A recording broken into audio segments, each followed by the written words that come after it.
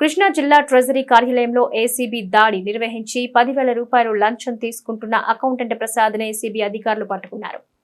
Machilipatnam collectorate జిల్లా treasury కార్యాలయంలో ACB దాడులు 10,000 రూపాయల లంచం తీసుకుంటూ అకౌంటెంట్ ప్రసాద్ ఏసీబీ అధికారులకు పట్టుబడ్డాడు. మున్సిపాలిటీ డ్రైవర్ ఉద్యోగం చేస్తూ అమీర్ మరణించడంతో భార్యకు 3 నెలల జీతం మంజూరు చేయడానికి 10,000 రూపాయల లంచం డిమాండ్ చేయడంతో బాధితులు ఏసీబీ అధికారులను ఆశ్రయించారు. ఏసీబీ అధికారులు చాకచక్యంగా లంచం తీసుకున్న ప్రసాద్ను పట్టుకున్నారు. లంచం తీసుకుంటూ అకౌంటెంట్ ఏసీబీ అధికారులకు పట్టుబట్టం ఇది రెండోసారి. ఈ రైడ్లో అవినీతి నిరోధక శాఖ ఏఎస్పీ స్నేహిత, డీఎస్పీ సత్యానంద్ తదితరులు పాల్గొన్నారు. మచిలీపట్నం మున్సిపాలిటీలో డ్రైవర్గా పనిచేసి రీసెంట్గా చనిపోయిన ఒక డ్రైవర్ అమీర్ అని ఆయన చనిపోయాడండి. విత్ సమ్ అదర్ రీజన్స్, క్యాన్సర్తో చనిపోయాడు. ఆయన వైఫ్కి కాంపన్సేటరీ గ్రౌండ్స్లో ఇక్కడ ఒక జాబ్, పార్క్ మజ్దూర్గా జాబ్ ఇవ్వడం జరిగింది. ఆవిడ జనవరి నుంచి ఇప్పటి వరకు 3 months వర్క్ చేశారు.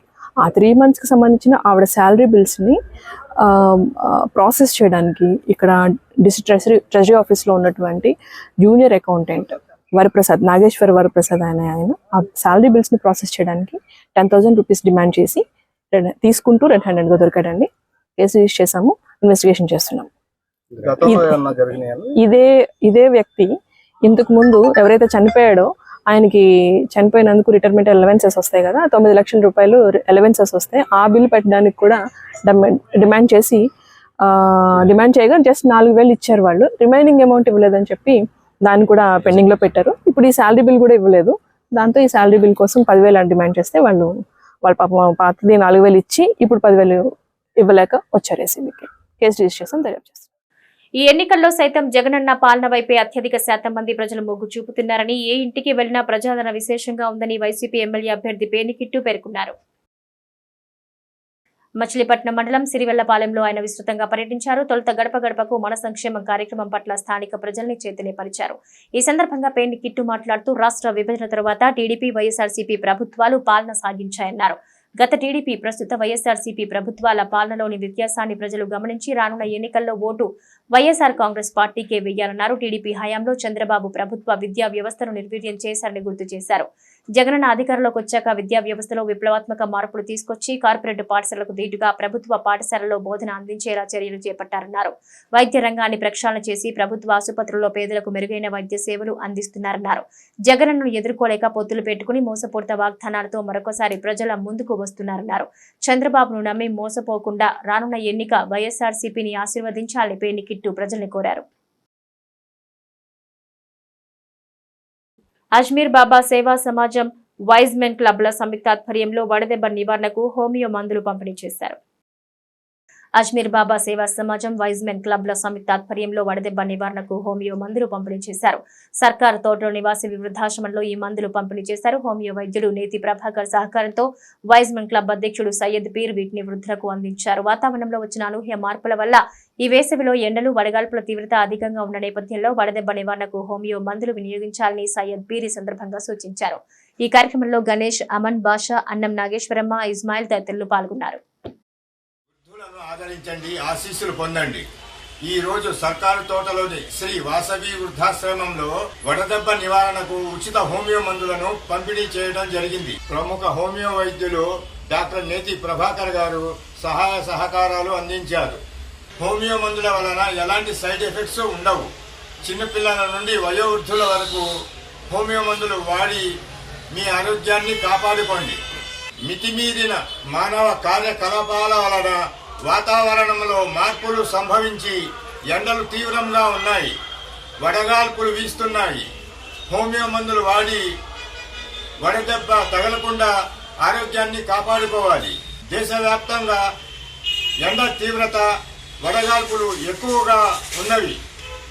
ప్రజలు జాగ్రత్త వహించాలని ప్రపంచ ఆరోగ్య సంస్థ హెచ్చరిస్తున్నది. ఎండ సమయంలో బయటకు వెళ్లరాదు. అత్యవసరమైతే కంటి నల్లద్దాలు ధరించాలి. కాటన్ దుస్తులు, తలకు టోపీ, గొడుగు మరియు మంచినీళ్ల సీసా దగ్గర పెట్టుకోవాలి. మజ్జిగ, పండ్ల రసాలను తరచూ తీసుకోవాలి. కాచి చల్లార్చిన మంచినీటిని తాగాలి. ఇంటి పరిసరాలను పరిశుభ్రంగా ఉంచుకోవాలి. హోమియో మందులు వాడి వడదెబ్బ తగలకుండా మీ ఆరోగ్యాన్ని కాపాడుకోండి. ఆరోగ్యమే మహాభాగ్యం. వృద్ధులను గౌరవించుట భారతీయ సంస్కృతి. వృద్ధుల్ని చెత్తకుప్పల్లా తీసి పారేయకండి. వృద్ధులే ప్రపంచ యువతరాలకు మార్గదర్శకులు. భారతీయులు సౌభాతృత్వముల మోక్షువులు. వేదం జీవన సారం. భారతీయ ఆధ్యాత్మిక చింతన. మచిలీపట్నం మండల ఆర్యవైశ్య సంఘం ఆధ్వర్యంలో కృష్ణా జిల్లా ఆర్యవైశ్య సంఘం సౌజన్యంతో భద్రాద్రి రామాలయం వద్ద మజ్జిగ పంపిణీ చేశారు. మచిలీపట్నం మండల ఆర్యవైశ్య సంఘం ఆధ్వర్యంలో కృష్ణా జిల్లా ఆర్యవైశ్య సంఘం సౌజన్యంతో భద్రాద్రి రామాలయం వద్ద మజ్జిగ పంపిణీ చేశారు. శ్రీలక్ష్మీ నృసింహ సోమయాజీ వైశ్య సమాజం వైస్ ప్రెసిడెంట్ తుమ్మలపల్లి శ్రీనివాస్ సహకారంతో ఈ కార్యక్రమాన్ని నిర్వహించారు. ఈ కార్యక్రమానికి ముఖ్య అతిథిగా కృష్ణా జిల్లా ఆర్యవైశ్య సంఘం అధ్యక్షులు సన్నిధి సాయి, వెచ్చగుప్తా, వేముల శ్రీనివాస్, మానేపల్లి సత్యం, కొల్లిపర బాలాజీ, సత్యనారాయణమూర్తి, కొప్పర్తి రవిశంకర్, ఉదయగిరి సతీష్, జయవరపు ప్రసాద్, మామిడి కిషోర్, ఎండూరి సురేష్, అన్నం అశోక్ తదితరులు పాల్గొన్నారు. బందర మండల ఆర్యవైశ్య సంఘం ఆధ్వర్యంలో బందర మండల ఆర్యవైశ్య సంఘం కన్వీనర్ పద్మనాభ నరసింహమూర్తి గారి అధ్యక్షతన ఈరోజు మజ్జిగ చలివేంద్రం కార్యక్రమం ఏర్పాటు చేయడం జరిగింది. ఈ మజ్జిగ చలివేంద్రం కార్యక్రమం వేసవి కాలం అంతా కూడా ఈ కార్యక్రమం జరుగుతుంది.